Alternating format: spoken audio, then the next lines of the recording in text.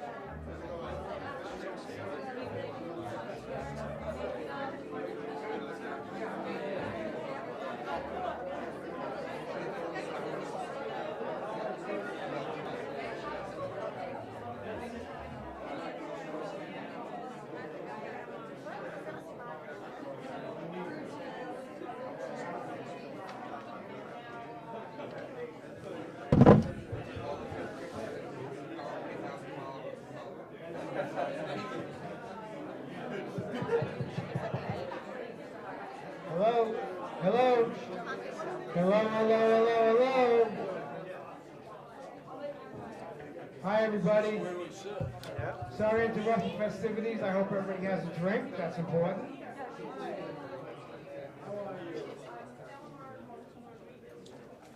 If the panelists can come up front, I appreciate it.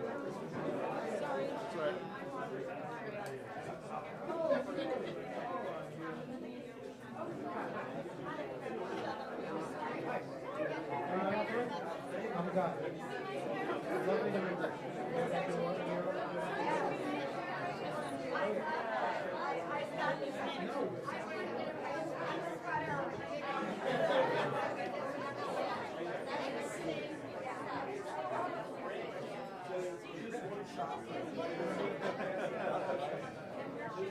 Hello, hello. If I could please ask everybody to quiet down a bit, we can get this started. Really would appreciate it. Thank you. Thank you. Okay. Well, listen, everybody. I'll wait on you. Thank you. Thank you all for coming tonight. I really appreciate it. My name is Guy Milanazzo. I work with HMS Gladson, and you're in our offices. So thank you for coming. We're here, actually the concept of tonight is a suit reboot. What's a suit reboot? Well, I'm just going to give you a very short sentence. And basically for us, we're finding that since COVID, it's been all navy blue and gray suits that are selling. We're selling, just a little piece of data in terms of sport coats, we sell about 4 to 1 when it comes to sport coats as opposed to suits. I think, my own opinion, is probably because people aren't getting back to the office, they have no reason to dress, and that might be the reason. Hopefully, though, the esteemed panel that's here, can give us some insight, share some maybe successes, and maybe some direction. It's only an hour, so I don't think we're going to solve the problems of the world in 1 hour. But I think it's a concept that needs to be discussed and needs to be brought forward. So, I need notes. I can't remember all this stuff, so sorry. We have brought together a team of professionals, and the professionals here are from the media, they're from the clothing business, from custom, they are from retail, they are from middles, and they are also from the media.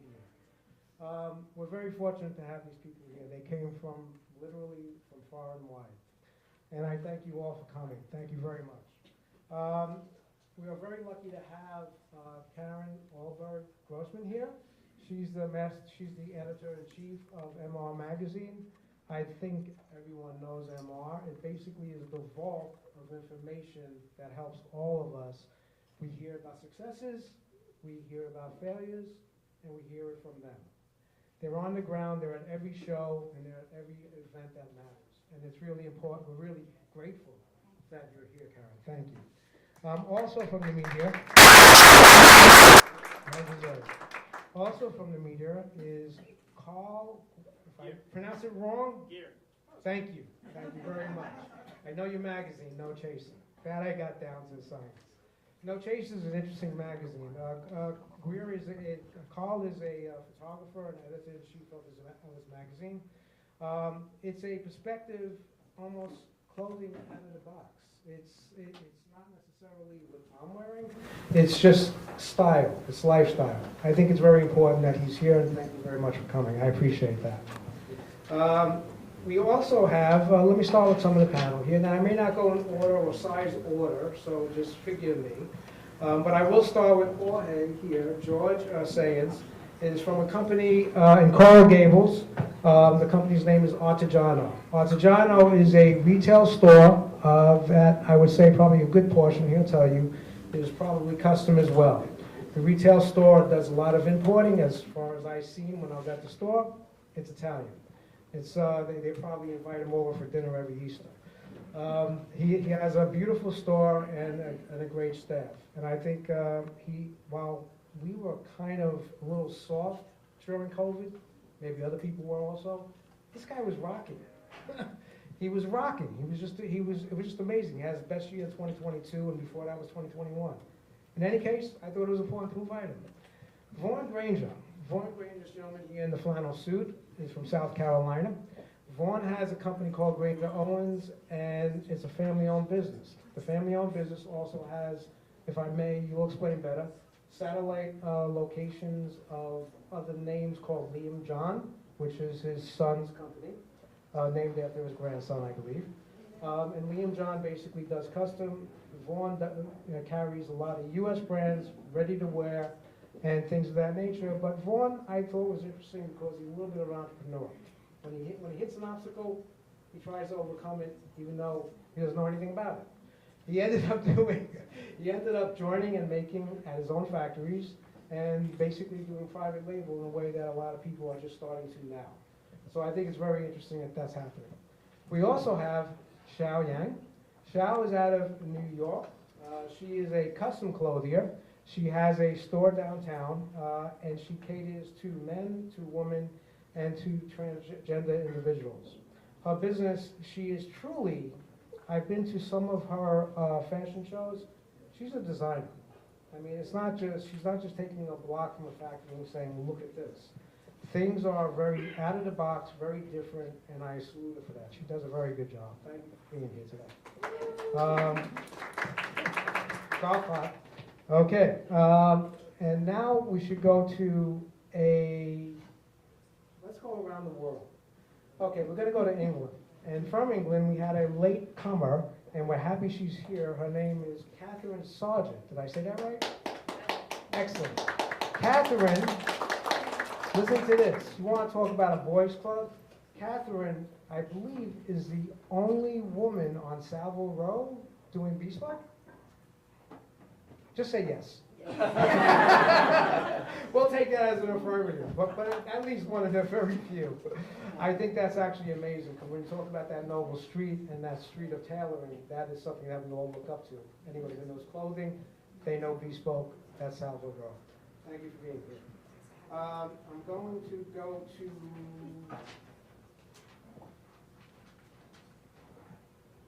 Italy. And why would clothing be without fabric? So we're honored to have with us the communications director of Vitale Barberis Canonical, Valentina Berti, I believe. Thank God. Okay. Too many Valentinas. Vitale Barberis, we're distributors for them, and we're very proud to be aligned with them. They make fabrics that truly are probably some of the best in the industry. Anybody who is making clothing knows that their clothing is it's tailorable and it's just high quality. It's just the best in the business. So we're honored that she's here, and we're honored to be aligned with them. So thank you, Valentina. We think a Mills perspective also adds to this, so we think that we have some good content here. Last but not least, we have a gentleman that didn't write one book. He didn't write one book. One book wasn't enough. He wrote 2 books on the scent of tailoring. His name is Fabio Antonaccio. Did I say it right? Yes. Yeah. Thank you. Fabio, thank you for coming. Fabio wrote Volume 1 and Volume 2 of Scent of Tailoring.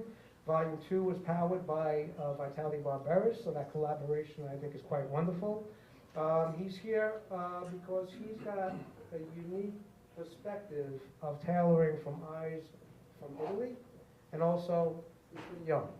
And I think that also helps. Well, okay, then maybe you had a little Botox, but it looks great. But thank you very much for being here. That is our panel. So at this point, I'm going to segue to Karen and to Fabio. The evening will start with a little Q&A on the book, and then we're going to go into the meat of the evening. And don't forget to drink. Okay, thank you very much, Karen. It's all yours.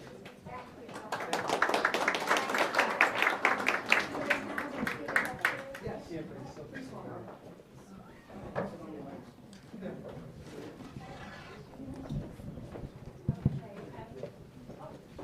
Fabio, I guess you can sit. Gary, Can I? you can sit. Great. Yeah, I think so.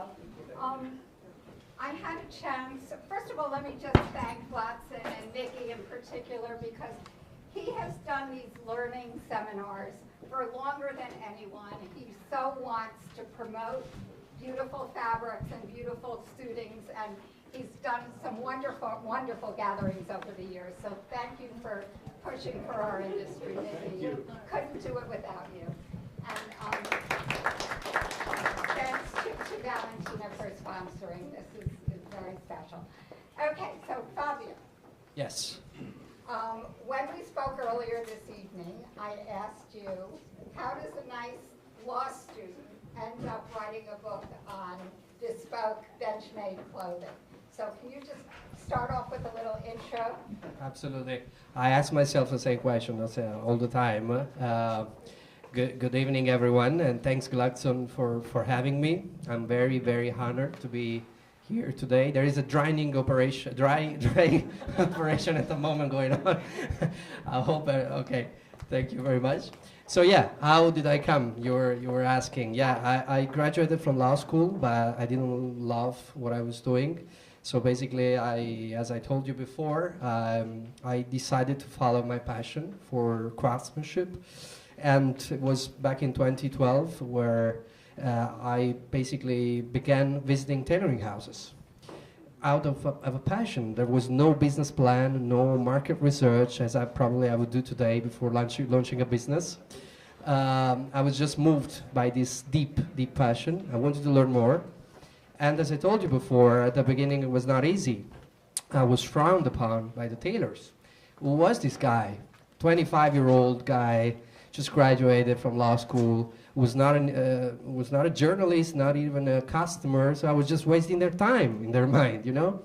But then they realized I just wanted to tell their stories. I didn't want to steal any secret to open up my own tailoring house. I never wanted to be a tailor because I admire so much what tailors do that I could never, think of, taking on the same journey.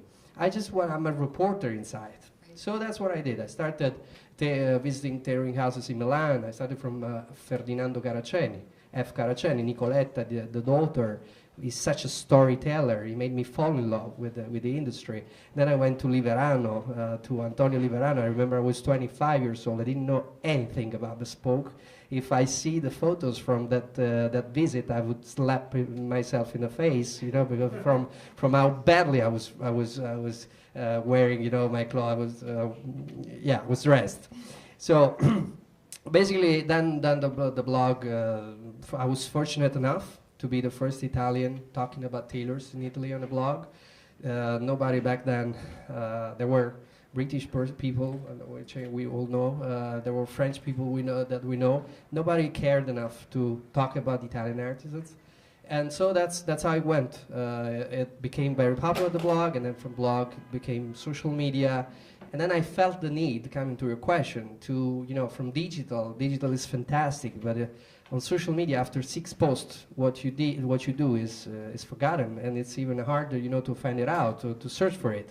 So I felt the need to tell the stories to put the stories of these artisans on paper, to have something tangible. And that's how Scent of Tailoring came to light. At the beginning, it was a very ambitious project of doing just 1 volume with the best tailors from Italy, Spain, France, and UK, etc.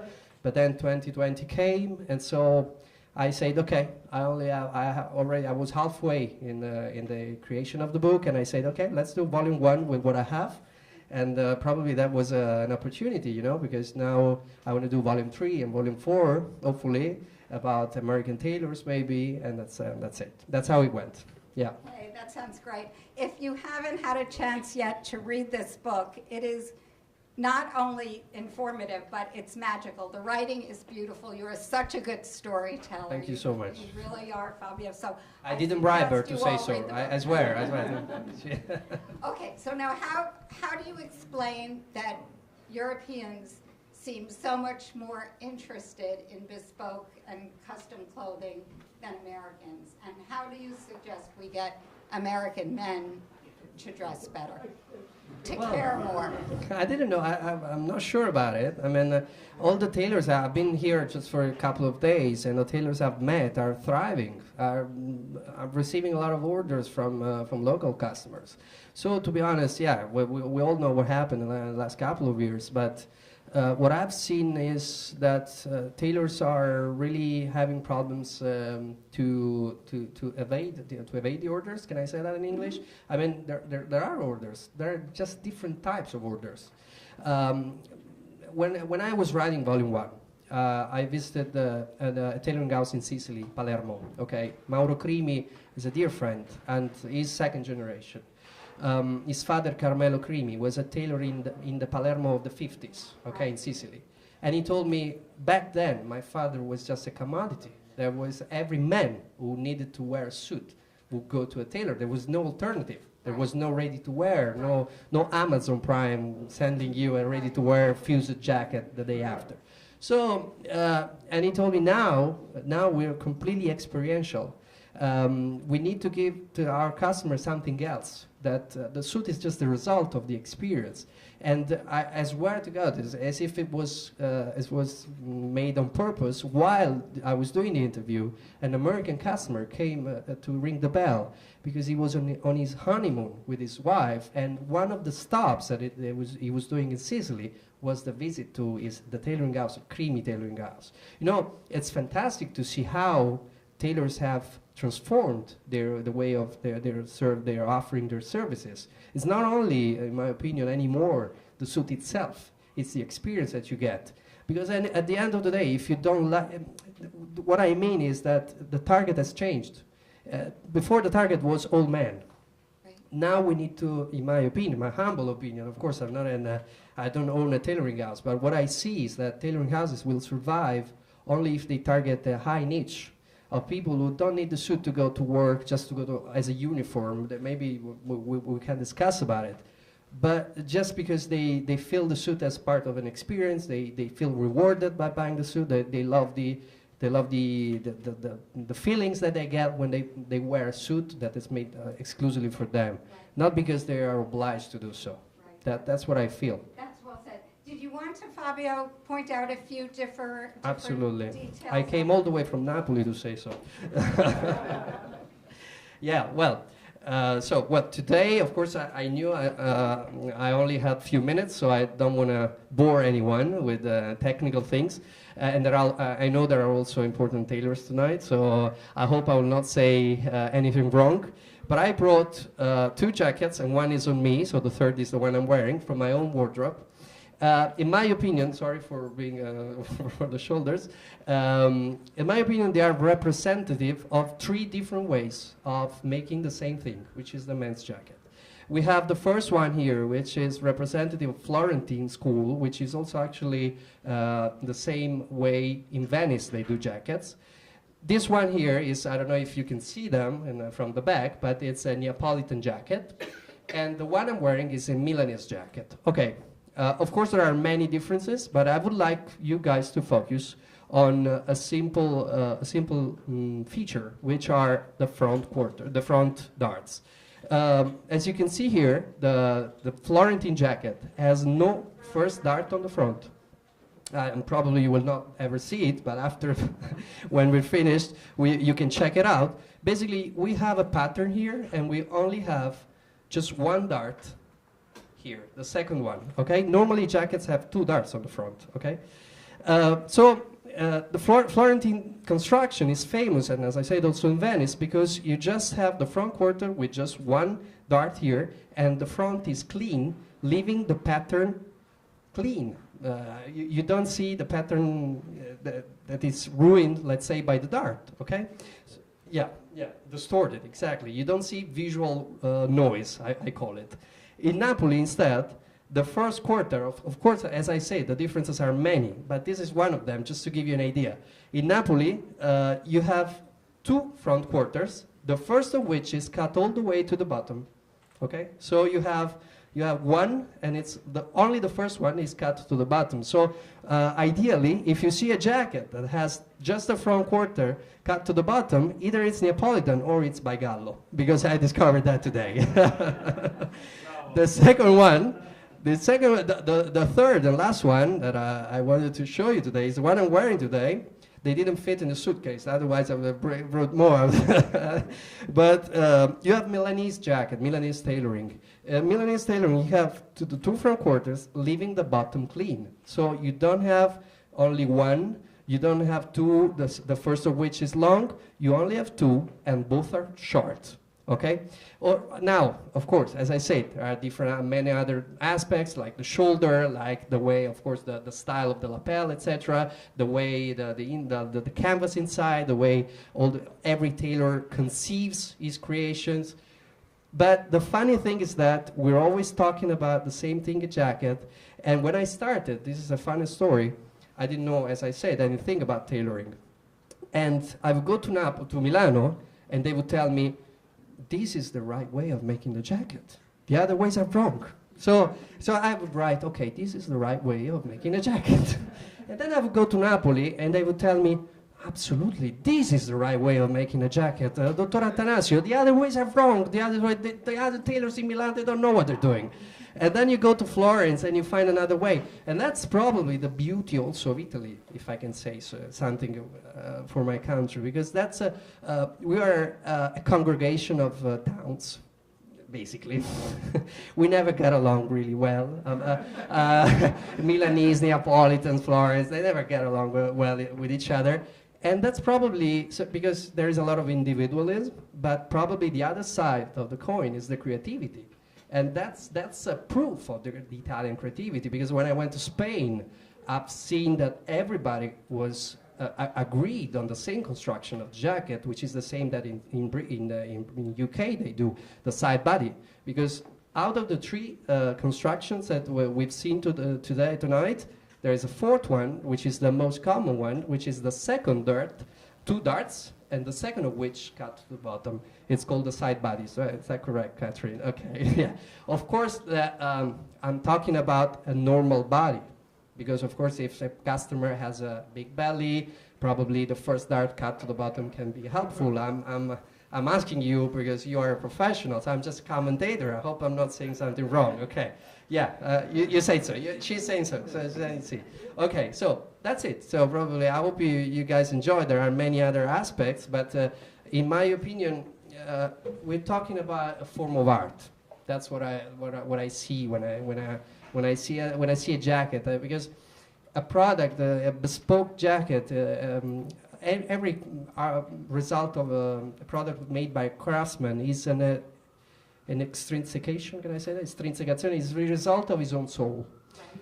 And even I've known that many tailors, when they become tailor, they are almost, when they finish their jacket, they almost don't want to deliver the jacket to the customer. That's right. You see, because it's such a part of yourself. It's like I say, it's like your inner voice. Right. You can't understand how your voice sounds until you hear it recorded. Right. And sometimes that's why tailors can't explain their own jackets. Right. Because it's such a part of their soul that, you know, and I love that. yeah. Could you just conclude, because Yeah, we have absolutely. Yeah, sorry, I could talk for hours. No, Yeah, one question. we can have drinks. With one question, because I love Yes, it. yes. I asked you where you got the title, Scent of Taylor. Yes, and there's that's a right. cute little anecdote about Yes, that. So yes. if you could conclude with Yes, that. Scent of Tailoring comes from my interview to Gaetano Aloisio, a very famous Roman tailor, included in Volume 1.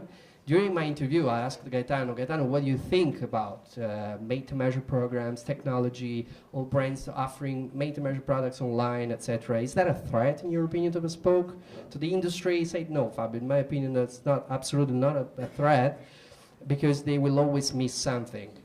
They're fine for the industry, because anyways, they attract more potential customer prospects to the industry, but they will always miss something, which is profumo di sartoria, which of course in English is scent of tailoring, you know, the scent of, you know, the smell of a wet tweed when you iron it, and when you almost feel the smell of the sheep, you know, wet sheep, exactly, you know, and many other things. That when I interviewed Caroline Andrew for Volume 2, she said the smell of the fumble.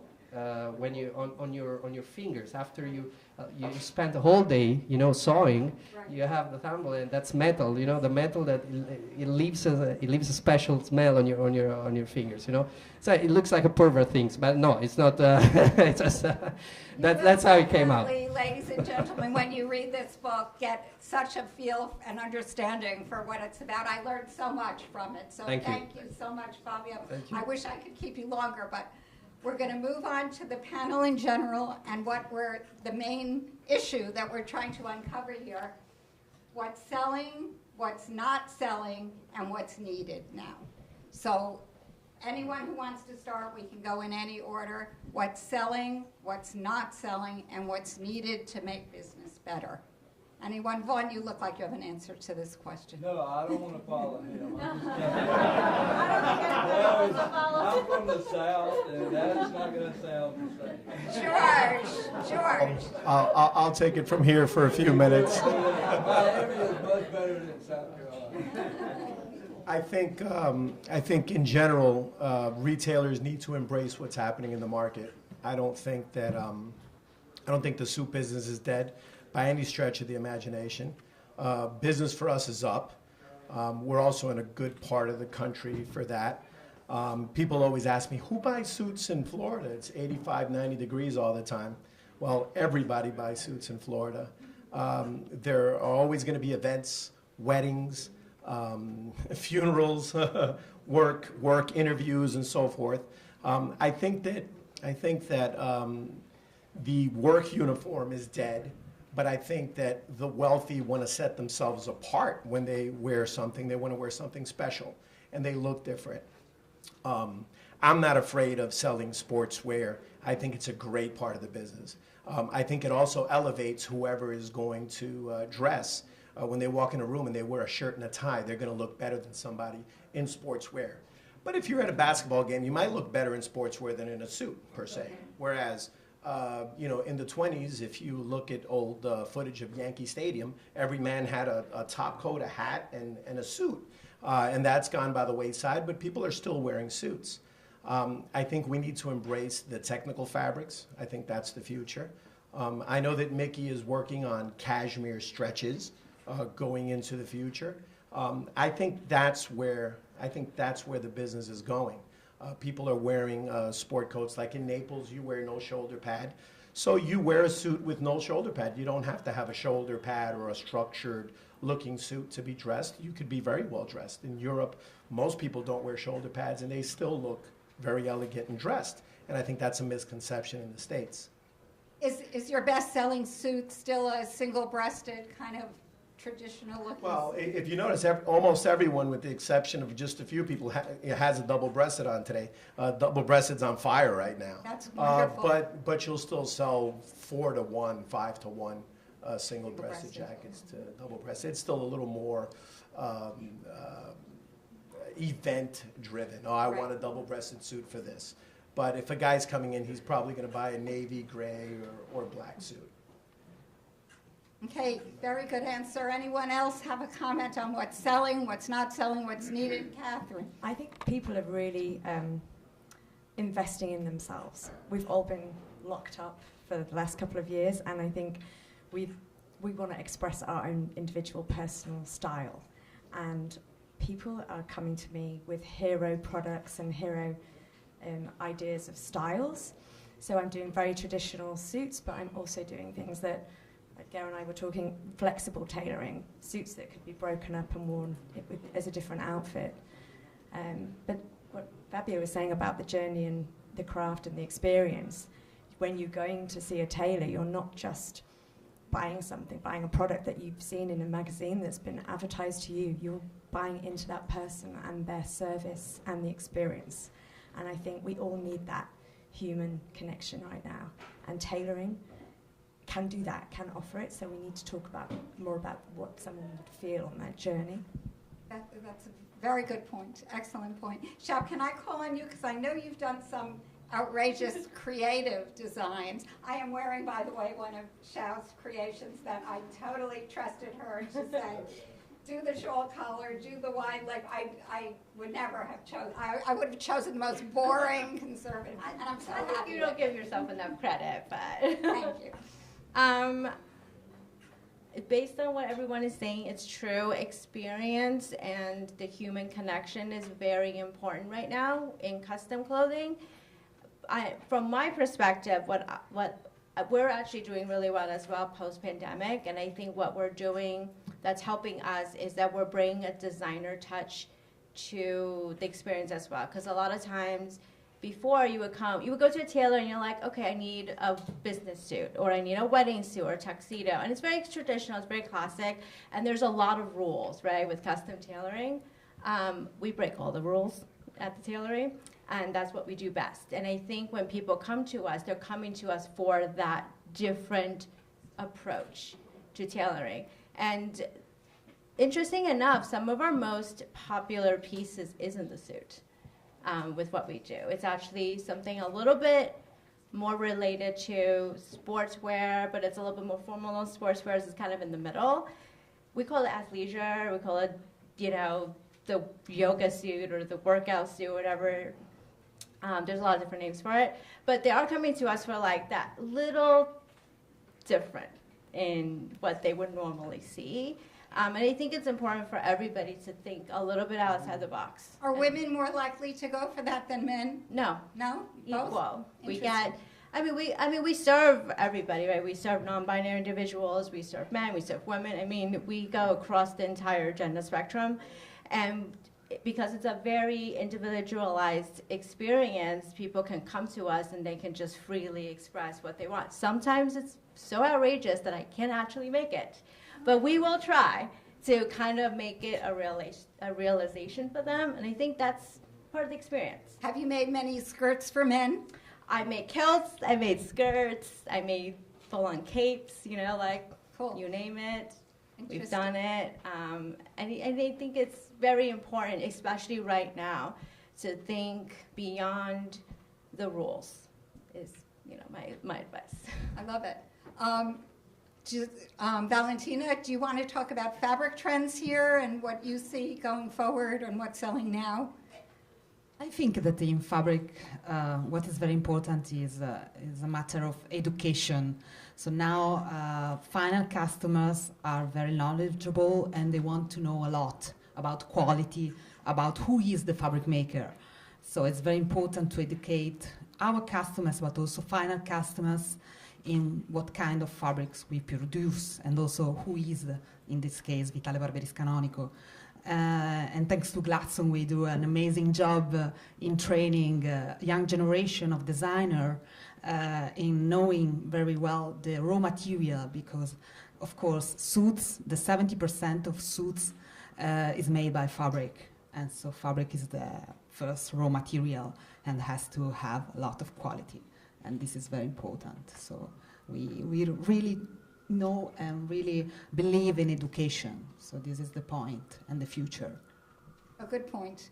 Vaughn, tell us what's going on in South Carolina, tailored clothing. Well, a lot is to echo what Jorge said. We do a lot of off-the-rack clothing, but 54% of what we do is also in the custom. What we're finding is there's many different capsules of clothing. Obviously, the no shoulder pad, the double-breasted. But what we're finding is you have a lot of replenishment clothing off the rack, and then the fabrics like Barberis and others for that custom. But there's country suits, there's the black, gray, charcoal. There's a lot of different capsules that's going on, and the end consumer, he recognizes what he really wants to be is a Ford 150 kind of suit guy, or whether or not he wants to be the Beamer guy. So if you, I don't want to say judge the end consumer, but rationally look at what type DNA, it's more of a lifestyle as to what it is that we're selling. And there's many different lifestyles. To me, it's probably better now than it's ever been, because pre-COVID, it was all longer, the double pleats. So when it changed at a very difficult time. I think personally that the tighter, the shorter, the difference in country suit, dressy suit, replenishment suit. That in time when everybody does get back to work, because you're seeing a lot of the weddings and all of the business attire coming back. I just think that it's going to be coming back even faster because once this new tighter, higher look takes place, you're going to see a lot of that back to the business world too. So I think there's a lot of different capsules that's just beginning to open back up. And I think custom and ready to wear off the rack is a big part of it. That's what we're seeing. Thank you. And Gare, I'm going to tweak my question to you a little bit. How do you figure out this unique, wonderful style? Every time I see Gare, he stands out in a room. I don't know how he can figure out what goes with what and make it look so fabulous. You must share your secret.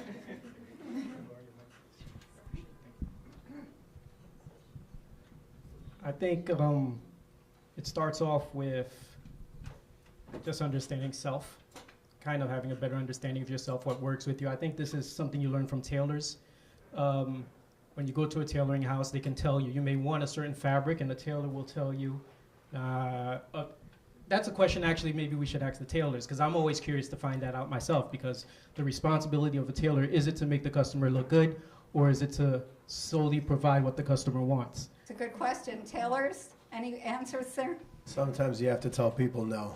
Yeah. If they look good, you look better. If they look bad, you look bad. So you kind of have to take it into consideration. You have to look at what the guy's wearing, and if he dresses well, then you give him what he wants. If he doesn't, you have to kind of show him what you do and give him the proper advice as a professional.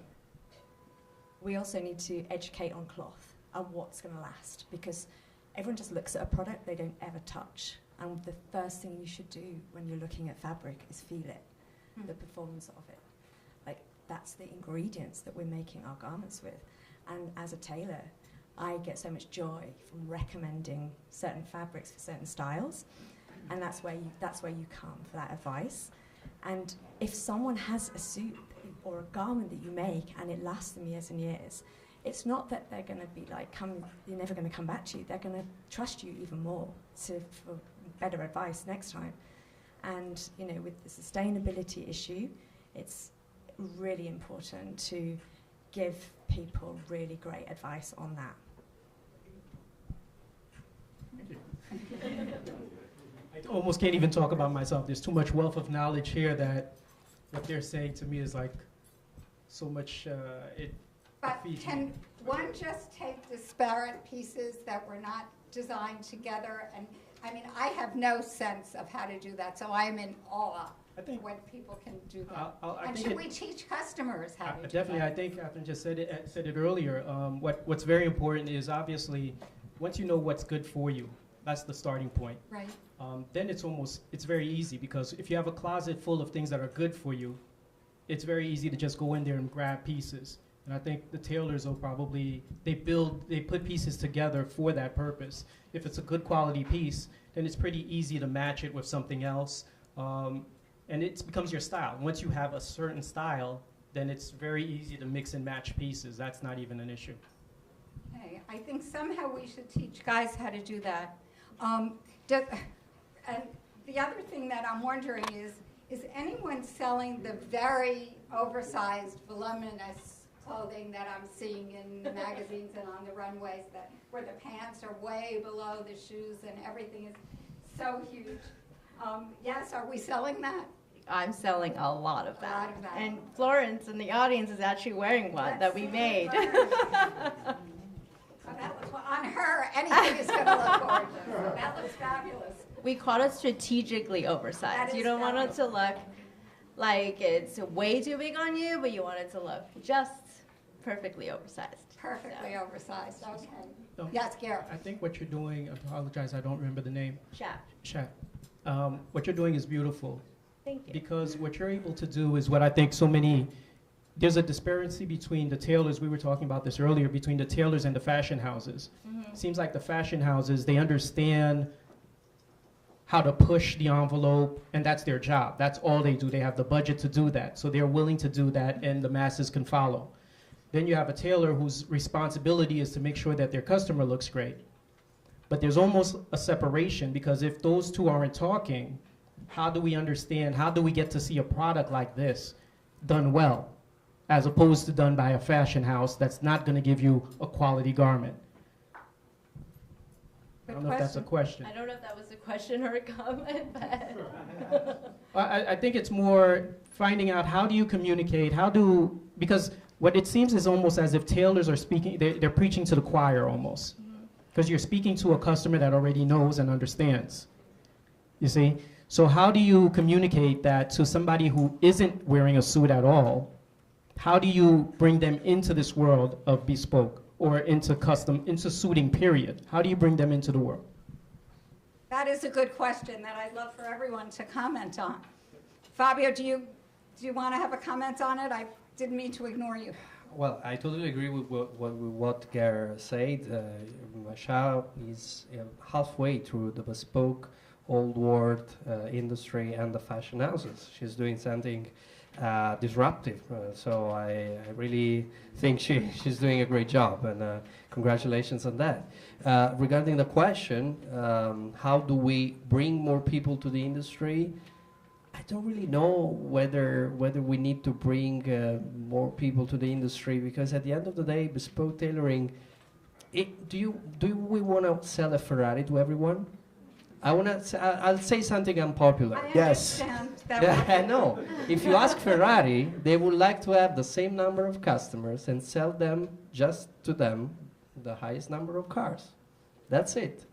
It's got to be the right customers, right? Yeah, That that's what the I'm talking images about. and- I don't want to sound unpopular, but that's the problem of it. If we need to talk about high, Luxury well-educated in terms of, they're not masses. Yeah. So yeah, well, of course, the challenge of us commentators is to share the beauty of the craft, to try to attract more people to the industry. But at the end of the day, some people just don't want to be educated. Right. That's what I meant. Catherine? I also think in terms of style, bespoke is about working with an individual to express and capture and elevate their personal style. So I don't have a brand that has a signature look like a Milanese Italian jacket. I very much work with an individual to problem solve, to fit, to maybe replace a fashion piece that they've had, like a Celine coat or something vintage that they want to replicate in a different fabric but have an improved fit. So it's really about the joy of creating something individual and special.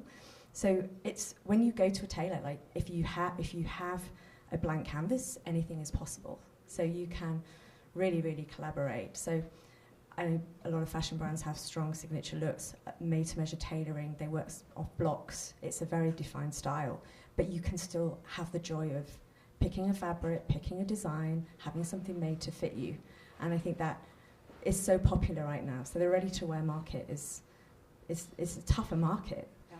because everyone's discovering the joy of this experience. Guys, I have a lot more questions, but I'd love to open it up to the audience for a little while and see if we can answer your questions. Yes, over there. So, I mean, first of all, Catherine, amazing that you're here, like Isabel, that's phenomenal. Question about fit. So, it's interesting to kind of see the change of, I know the oversized element of kind of fit within suiting and style. How do the tailors feel about, that kind of element of tailoring being very much about the perfect fit for the body, and all of a sudden it's becoming very oversized as a result of fashion? Like, is that I know we kind of touched on that, but is that being embraced kind of happily, or is that being embraced as a result of a trend in order to kind of sell more product? It's a good question. I think, you basically are a sculptor. Like, you look at somebody's body shape and you use your eye to make them look great. So you hide the negative points, enhance the good points. To me, they might come with an image from a magazine, but then we look in the mirror and we start discussing the body shape. So I talk about style, cloth, everything. The last thing I do is actually put a tape measure around someone. Then when we're measuring, we're looking at you've got long legs or short legs, and where the trousers should be, and all of these like idiosyncrasies. So in answer to your question, I think it's about what's right for that person, that body shape, and also not getting things that are like really too fitted that you can't move. So I get people to sit down when I measure them. I get people to walk around. I want to see how they move in their clothes. So it's more about just making something, looking in a mirror, thinking that's the perfect fit, because you can go and buy something off the peg and someone just put a load of pins in it and say, hey, that looks great. But they don't understand that person has to work and perform in those clothes. Like the cut has to be right, if that makes sense. It does. Panel, any other answers? It's a very good question. I want to touch on that just because I make so many oversized clothing. Like I've been making them for a really long time. I think with tailoring, it's, a lot of people think tailoring means perfectly tailored to the body, to the actual specs of the body. But for us, I feel like tailoring is making the silhouette to the body. If that makes sense. Like someone can come in and they're like you're wearing a very fitted, perfectly tailored suit to you, but Florence here doesn't like that. She, for her, having something perfectly tailored to her means something that is completely oversized, right? So I think as a tailor and as a designer, it is our job to really understand what does that mean to the individual client? What does it mean to have something perfectly tailored to them? Because it's not always the perfect bespoke fit. Yeah. And I think I agree 100%. And Fabio, I think you said at some point, or maybe I read it in your book, that the reason that suit business is on the decline is because there's this misconception that suits are not comfortable. Mm-hmm. Yet there's nothing intrinsically uncomfortable about a suit if it's designed right and if it's designed for the body type that it, Yeah, I love when I get asked, would you like to take off your tie? Are you feeling uncomfortable? I feel super uncomfortable with my tie on. Because there is a misconception that someone wearing a suit and a tie is uncomfortable. Right. But that's a secret actually of tailoring. You feel comfortable in your suits. They're like pajamas. Right. Whenever I wear a ready-to-wear suit, I feel uncomfortable. I feel my arms, doing something like that. So, and I believe, coming back to what Catherine said a while ago, the secret of the success of a tailoring house is the trade-off between finding your own style, your own cut, from one side, and on the other side, adapting your cut to the needs of every customer's body, of every customer, of the body of each customer. If you are only looking for creating your own style on each one, if you're unbalanced or biased on that side, it will look like industrial. Right. Because there are many brands. You could tell that is a jacket from that brand, but it makes the same jacket for everyone. So that's not the problem. That's not the point. On the other side, if you just adapt every time too much to the customer body, probably you don't have an identity. So it's that balance, that delicate point between these two words. Do you agree with what I say? Absolutely. Okay, thank God. Questions from the audience? Yes. Hello, Margaret from Harris Tweed Hebrides. We hand weave every metre of Harris Tweed fabric on the island of Lewis and Harris.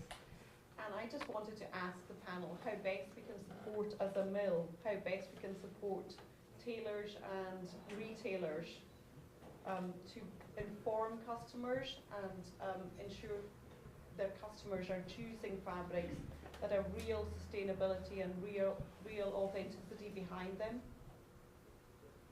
Okay, the question is marketing question, I guess. It's a marketing question, yeah. How best to transfer to our communicate. message. We spoke earlier about the smell of wet wool. I think it was who mentioned the smell of wet wool. Fabio in his book. Yeah, very familiar with that, and it really brings me home. It brings me a feeling of home and security, knowing I come into my work and I go into the mill and I smell wet wool. Right. I can answer that.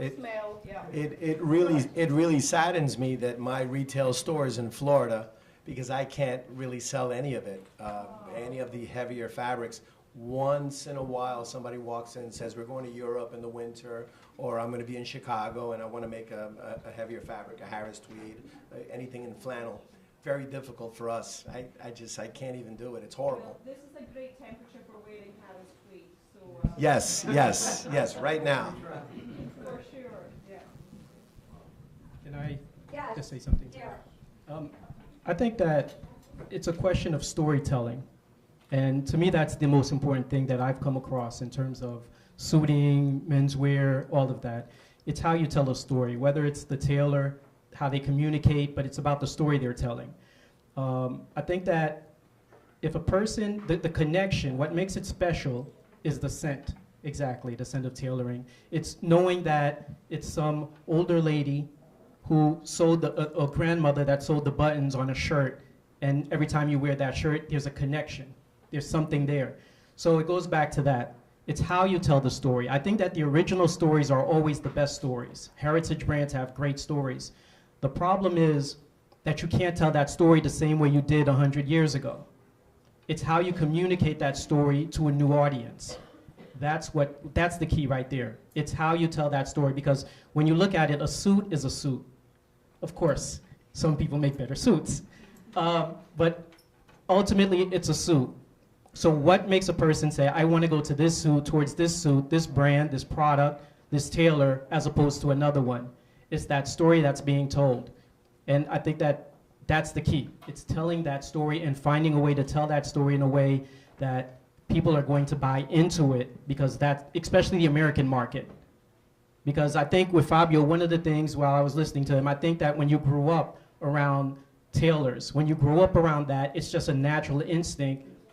I grew up in Haiti, just real quick. My first experience with tailoring was maybe 10 years old, going to private school, and I had to get a uniform. So I've had that experience, so I understand it. So for somebody who, we have to understand that it's cultural sometimes. But in the American market, and you guys at the end can really tell me, I'm sorry, the two at the end with the shops, can tell me, I think that if you don't have the right story for the American audience, and I'm kind of sad to say it, I almost feel that no matter what the product is, without the right story, it's not going to sell. I agree with that, definitely. Catherine? Very quickly, I think if you think about a chef, and I talk about ingredients all the time about cloth, it's the story of where that came from, the sheep, the provenance. You know, it's down to us to collaborate, and the mills, you know, it's been a lot about just about style and signature looks of tailoring for so long. People now, the customer wants to know where their clothes are made, what they're made from, who they're made by. Yeah, and I think you're right. They want to know, and they've seen the person sewing the buttons on. But actually, the story behind where that cloth came from is so important for me when I'm talking to my clients about cloth and making recommendations. There's a joy of discovery. Valentina, do you have a thought there? For example, we are an ingredient, so what Catherine was saying is very important, because we have to communicate what there is behind that fabric. So the first experience of customer in a tailoring shop or in a retailer shop, I mean, is touching fabric. And when you touch fabric, you have to close your eyes and to imagine what there is behind. And there is a word, because you should understand that there are a lot of steps between the sheep to the final fabric, and every single step has a lot of know-how, a lot of expertise, a lot of work. And so this is very important to tell. This is the storytelling that I think Gare was saying. Yes.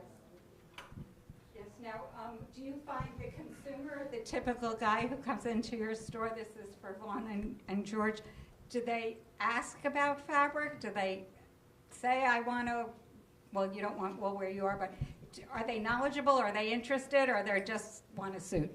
So some customers are extremely knowledgeable. They know exactly what they want. They may not be knowledgeable on what the fabric is. There are a lot of mills that have become brands, so people are looking for those brands as well. And they want the bespoke experience from a brand perspective. You know, they're looking for brands we won't mention, but they're looking for brands. Right. I think the job as a retailer is to really, with your passion, show them what they're supposed to be wearing, how they're supposed to be wearing it. You can't change the way a person dresses overnight. It usually happens slowly, but you do have to point them in the right direction. You can't just make what anybody wants.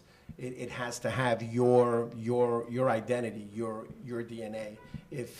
If you walk into an Italian restaurant and the chef makes pasta and beef and bologna, whatever, you can't ask him to make French dishes for him. He just won't be able to do it. So you have to tell them, listen, you're in an Italian restaurant and this is what we make, and this is what I would suggest and recommend would be closer to maybe what your palate is. Right, and there's that fine line, as someone previously said, between creating your own brand so that you leave a mark on it, but making it reflect the personality of the shopper and the body type of the shopper. Okay, question. Yes, right here. Technical fabrics. Technical fabrics. Obviously, in menswear, in sportswear and stuff like that, it's completely saturated and overrun. And if we're talking about tailoring, many of the mills are all putting more Lycra, elastane, everything in there for stretch. You ask any customer sitting down, would you like to be more comfortable and more stretchy? Yes, is always the answer. But how do you guys think about, from any of the perspectives, the trade-off between giving them something too stretchy, too technical, and then losing the beauty of what a suit really is that beautiful structure and that armor that you put on? Good question. Yeah, I disagree with the technical fabric losing its beauty. I think it's still beautiful as well. It's just different. We do a lot of technical fabrics, and I'm always suggesting to make us more technical fabrics. And I think it's a fine line where if you're able to make something with stretch that looks like a traditional fabric and it still has that beauty of a wool flannel suit with stretch, I think is much better than just a flannel suit with no stretch where you feel like if you gain 10 pounds, you feel like a sausage in a suit. I mean, that's just a fact. When you're thin, you're going to feel better in a suit regardless if it's made out of cardboard or cement. You'll feel fine. When you put on a few pounds after lunch like I do, you have to have something that's comfortable. So I think the technical fabrics, I think we have to embrace them because men want to be comfortable. They want to have comfortable shoes. They want to have comfortable pants. They want to have comfortable, they want to feel like they can fall asleep in it, get up and be dressed well. Now look at the jeans denim market. It's virtually all stretch these days. I have a very quick question about, do I need a mic? Yeah. Hello? Anyway, I have a very quick question about washable wool suits. Have you guys heard anything about that? Is that a new thing? Because I'm starting to see that and I just can't believe it. So there's like suits that are, I don't know what they're made of, but they're washable, supposedly. We don't have washable fabric, so this is the reason why. No, the sense that we think that wool is natural, is innovative, is biodegradable, so has to have dry cleaning. So this is important and has to be original and not to be untouchable. I mean, to have the same feeling of at the beginning. So not to lose its sense. This is the reason why we don't want to have washable fabrics. I'm just very interested in, like, is that a real thing? Like, how do you buy a suit and then throw it in the washing machine? I've actually made a couple of those.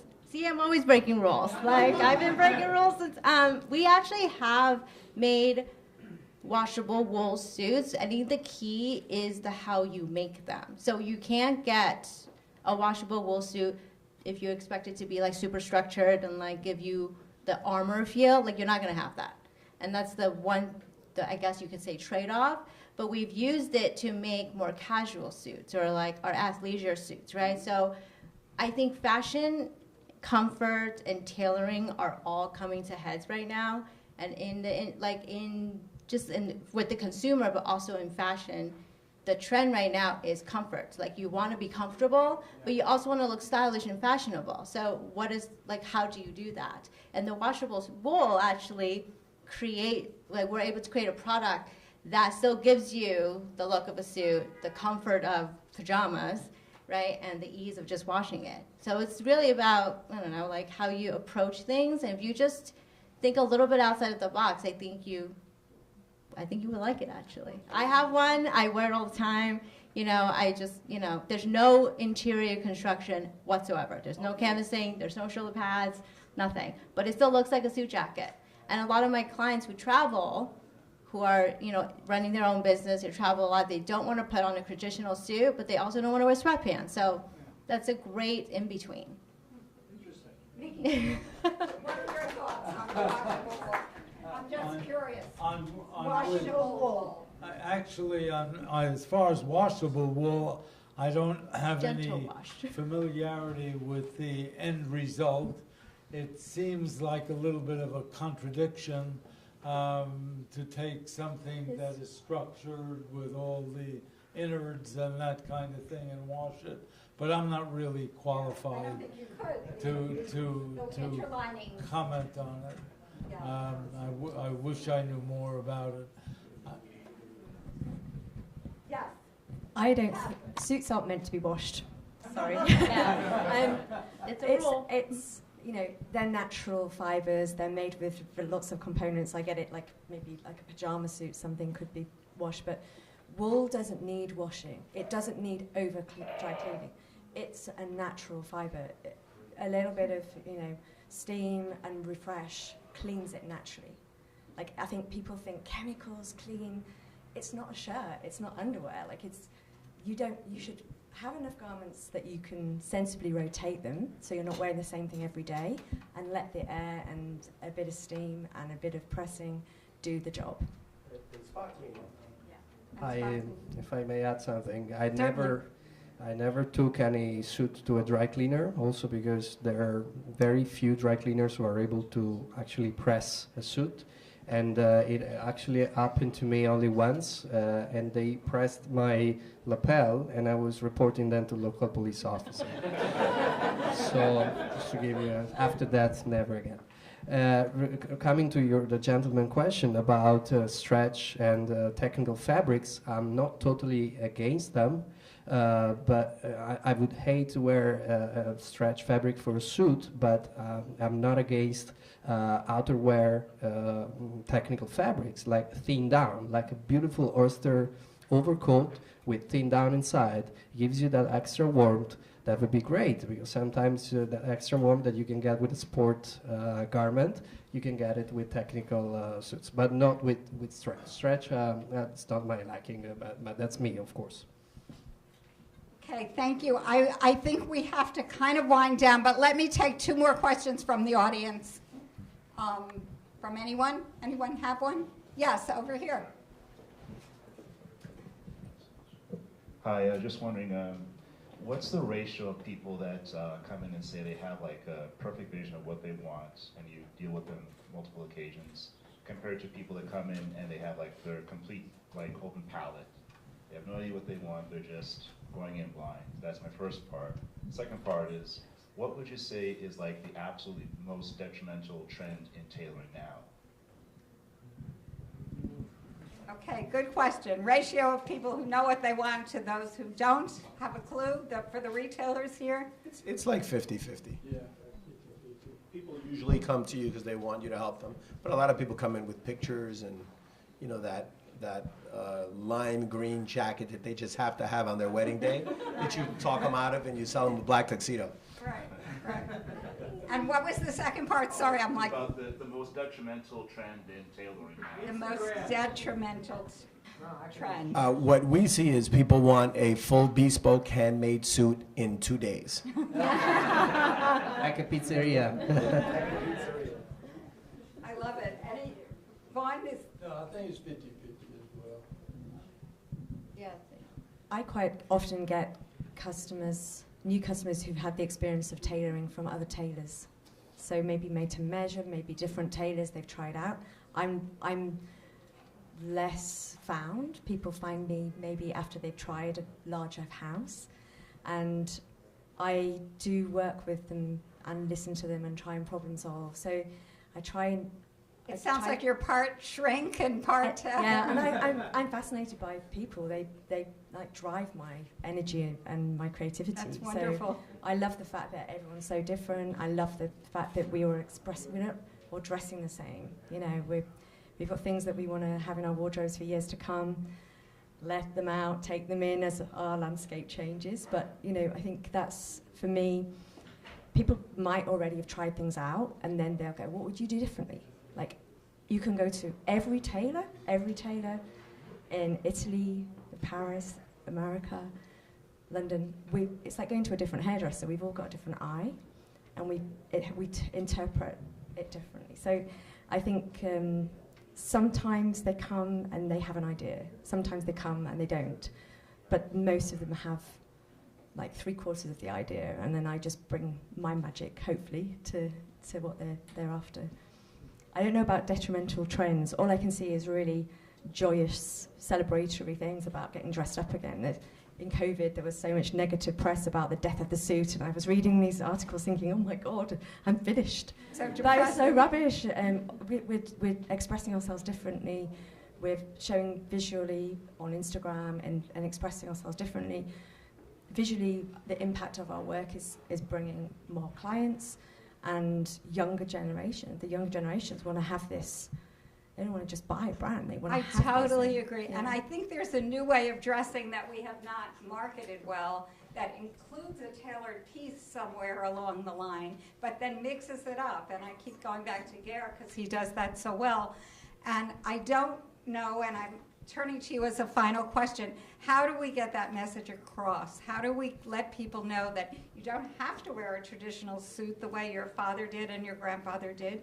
You can just throw on a sport coat and a hat and, you know, cool pants and create a new look. Reflect your own personality. But is it an ad? Is it a celebrity focus? Should we change how the newscasters are dressing? Because that's Karen, pretty boring. I think at least on the retail side, I mean, I was honored even to be brought up here, but I've been educated just listening to all the various things. But I think one of the biggest things that we challenge with at the retail level is educating our salespeople.